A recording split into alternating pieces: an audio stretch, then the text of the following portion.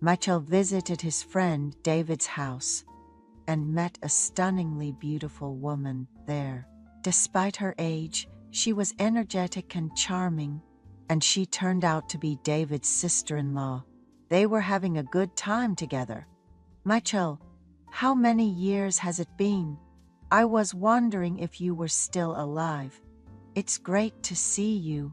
Why has it been so long since we last talked? You hung up too quickly the last time we spoke, so we couldn't catch up.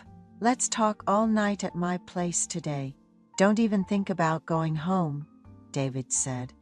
As Michael entered David's house, he was taken aback. He had never been to such a clean and well-decorated home before. None of Michael's friends were financially well off. They were all living paycheck to paycheck, and many were small business owners. Most had homes, but they were heavily burdened by mortgage payments. David, however, seemed to have received significant support from his wealthy parents.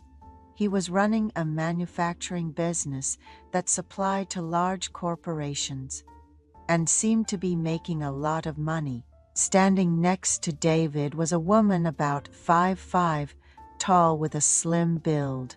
Michael didn't recognize her from the wedding and quietly asked, "Who is she?" David explained that she was his wife's sister, Emily, and quickly pulled Michael inside. David's wife had passed away a year ago due to complications during kidney dialysis. Michael felt awkward for asking and offered his condolences, saying, "I'm sorry for your loss." David responded that he was doing okay now and gave a bittersweet smile, which made Michael feel sorry for him. David, Michael, and Emily sat down together to enjoy the meal Emily had prepared. Just as they were about to have a light beer, David received a call from his factory manager. There was a problem with a machine, and he was urgently needed at the factory. David apologized. "Sorry, there's a large order coming up next week, and I need to check the machines. The equipment company is on their way, but it'll take some time. I'm really sorry, but please don't leave." "Okay." With that, he left in a hurry. Michael awkwardly started drinking beer with Emily. After a few moments of uncomfortable silence, and with some alcohol in his system, Michael finally broke the ice. "Where is David's son? Is David living here alone?" he asked. "I remember coming over to David's place after hearing he got married and had a son. I spent a lot of time playing with his kid," Emily, sipping on a beer, shared. "I went to my grandma's for the holiday weekend. I'll be heading back home tomorrow. Since Dad can't manage alone, I sometimes come over to help out with homework and chores." Emily began to open up about how things changed dramatically after her kind-hearted younger sibling passed away unexpectedly. She mentioned how she's been single and running her own business, finding it too tough to raise her son alone, without enough time for household tasks, and occasionally asking for help with the housework. David had married a woman from a reputable family after graduating from a top university, and they started their married life in a house gifted by their parents. A year later, they were blessed with a handsome son. Michael, who was single at the time, found David's son adorable and often bought him gifts. Whenever David invited him over, Michael would insist on having the son come along too. However, today, David's son wasn't there, and instead, there was someone referred to as a sister-in-law, leaving Michael at a loss for words. Emily asked Michael if he was married, prompting him to share his story. He had barely enjoyed 3 years of a dreamy, married life when his wife had an accident and passed away a few days later. Emily, looking sympathetic, held Michael's hand. Being 3 years older than Michael, Emily looked significantly younger than her age, which made Michael feel a special fondness for her. After losing his wife, Michael had tried his hand at various endeavors, both earning and losing money.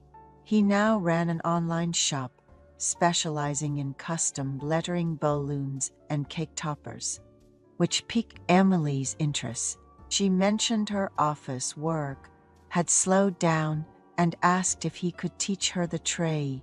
They exchanged contact information and continued drinking until David hurried back home. Emily returned to her place, and after drinking with David, Michael woke up late the next day. Stretching, he walked out of his room, only to see Emily rushing to the kitchen, embarrassed. "Did you come again?" she asked. "I was worried after you guys drank together, so I came to make breakfast," she explained. Michael told David, "Your sister-in-law seems like a warm person.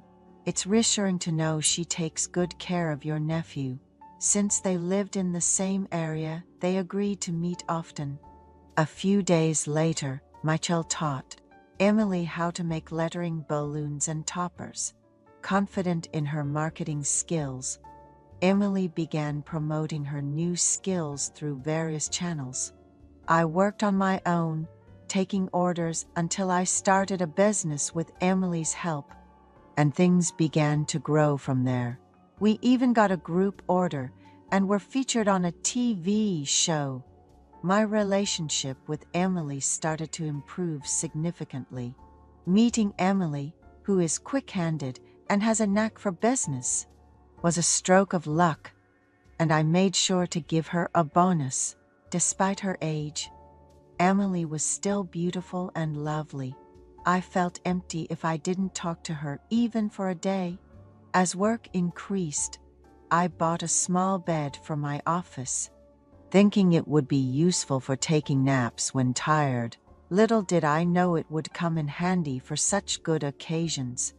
After our business was featured on a TV show about successful entrepreneurs, Emily and I received countless calls from acquaintances, and we were too busy to even think about eating out. We ordered some snacks from a delivery service and continued working until we fell asleep on the bed, only to be awakened by the sound of the door opening. It was Emily coming over with a cake. "Life has been so enjoyable lately, all thanks to you," she confessed, and we decided to take a break from work and enjoy some quality time together. Laughing shyly, unable to remember the last time we had such a moment, I met Emily through David and went to see him. "Actually, I've been seeing your sister-in-law." Meeting Emily that day was a stroke of luck for me. "Thanks to you, my business is doing well, and I've met a wonderful woman," I said with a smile. However, David felt upset because he had feelings for his sister-in-law and was struggling with when to confess to her. But he decided to keep his feelings for her a secret from me until the end.